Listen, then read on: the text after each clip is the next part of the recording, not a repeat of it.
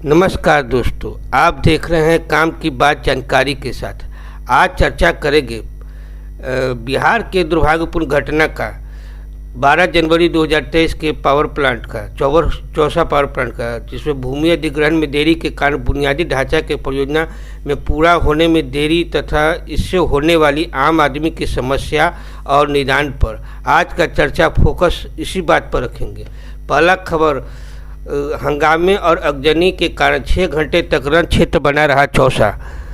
Power plant को हुआ बहुत नुकसान। चौसा उपद्रव 87 दिनों से जमीन मुआवजे के लिए आग्रह कर रहे थे किसान। उग्र किसान गंगा पानी ले जाने तथा रेल कॉरिडोर के लिए 55.45 हेक्टेयर भूमि का होना था अधिग्रहण।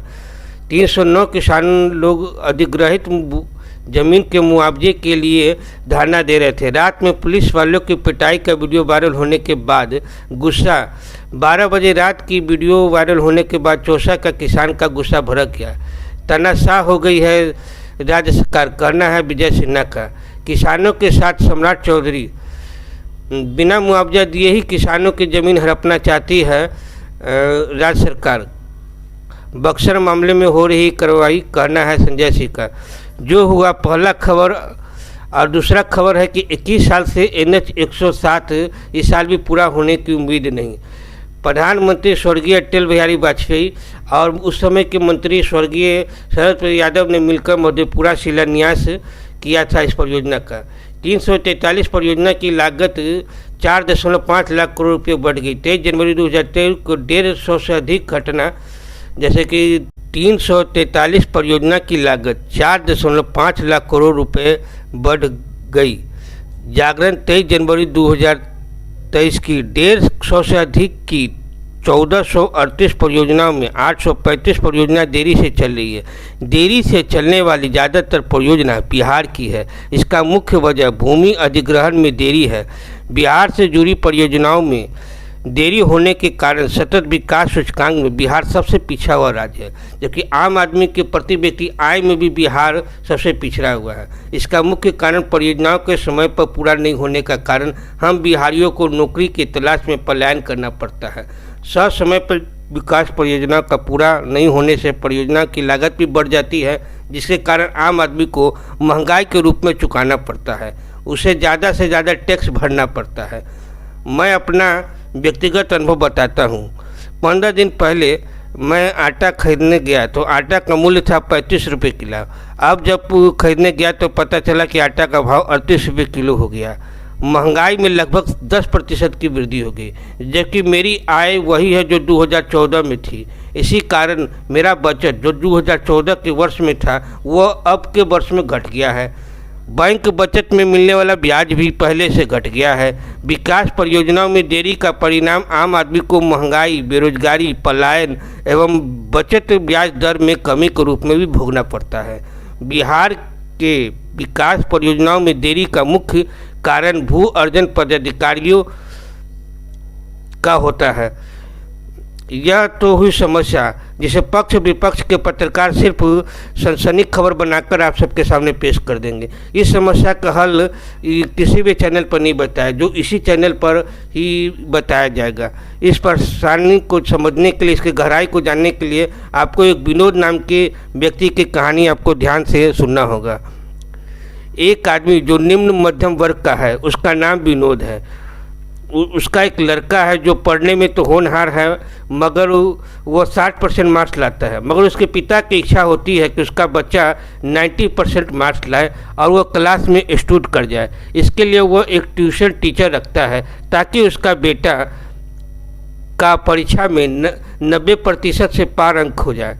मगर कहानी में एक ट्विस्ट तब आता है जब अगली बार परीक्षा होता है तो परिणाम आता है कि उसका लड़का जो 90% तो दूर की बात है, उसे अपना स्वाभाविक नंबर 60% मार्क्स भी नहीं ला पाता और उसे 30% ही मार्क्स आते हैं। उसके लिए उसके पिता ने मात्र 30 अंक ही आते हैं, जबकि विनोद इस परीक्षा परिणाम को देखते हुए पता लगाया कि ऐसा क्या हुआ कि उसके बच्चे 90% मार्क्स तो दूर की बात है, उसका जो सामान्य मार्क्स 60% भी नहीं आया। जिसका कारण पता लगाया कि ट्यूशन टीचर ने अपना जिम्मेदारी ठीक से नहीं निभाया। कुछ इसी तरह का घटना अगर आप सभी श्रोतागण के साथ हो तो आप क्या करेंगे? आप कृपया कमेंट बॉक्स में बताइए कि आपके अगर कोई अपना बच्चा है, उसका मार्क्स अगर कम है और उसमें टीचर का गलती हो तो आप क्या करेंगे? क्या ऐसे टीचर को नियमित रूप से तनख्वाह देंगे, हाँ या न बताएं? उसे नौकरी से निकाल देंगे, उसके जगह पे नए टीचर रखेंगे? सोचिए।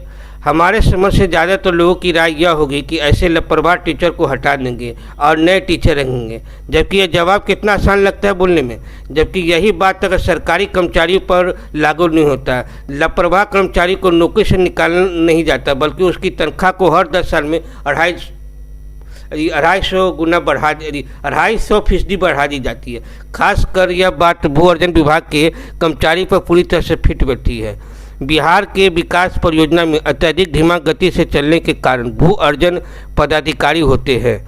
इस लापरवाह कर्मचारी को पकड़ने एवं सुचारू रूप से काम कराने के लिए एक बहुत छोटा सा कानून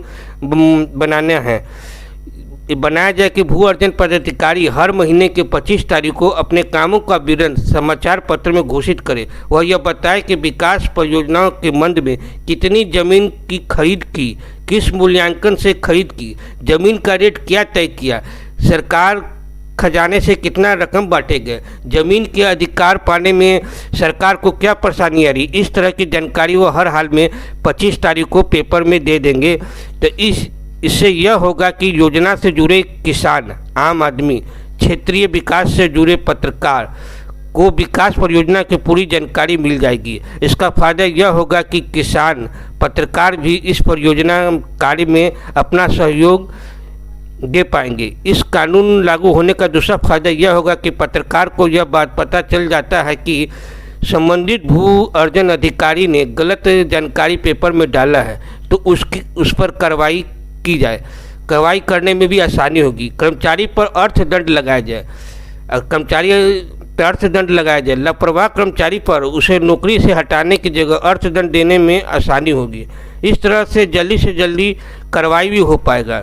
नौकरी से निकालने की कार्रवाई बहुत लंबा प्रक्रिया हो जाता है, मगर अर्थदंड के कारण यह प्रक्रिया आसानी से एवं शीघ्रतापूर्वक हो जाएगी।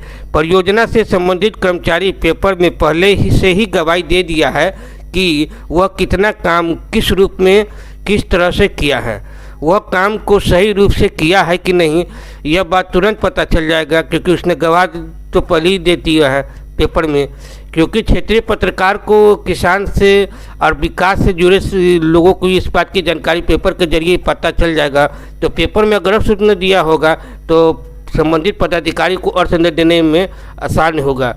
उससे अर्थदंड लापरवाह पदाधिकारी पर अगर लगना शुरू हो जाए तो आप विश्वास करिए कि भू अर्जन कर्मचारी किसी भी ज़मीन को खरीद में लापरवाही नहीं करेंगे। इस तरह के कानून लागू किया जाए कि विकास परियोजना भू अर्जन पदाधिकारी महीने के 25 तारीख को पेपर में यह खबर दे दे कि वह ज़मीन को क्या क्या परेशानी आई है, ज़मीन खरीदने में क्या क्या परेशानी, कितनी ज़मीन खरीदने की,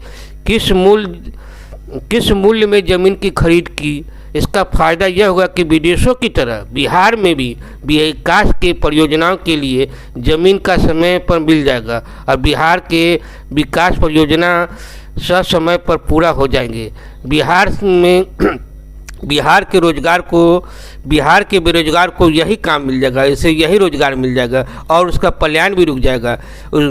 दोस्तों, आपको यह विचार अगर अच्छा लगा हो तो कृपया इसे लाइक कर दें एवं चैनल सब्सक्राइब नहीं किया है तो कृपया सब्सक्राइब कर दें और शेयर करें। बहुत बहुत धन्यवाद। जय हिंद दोस्तों।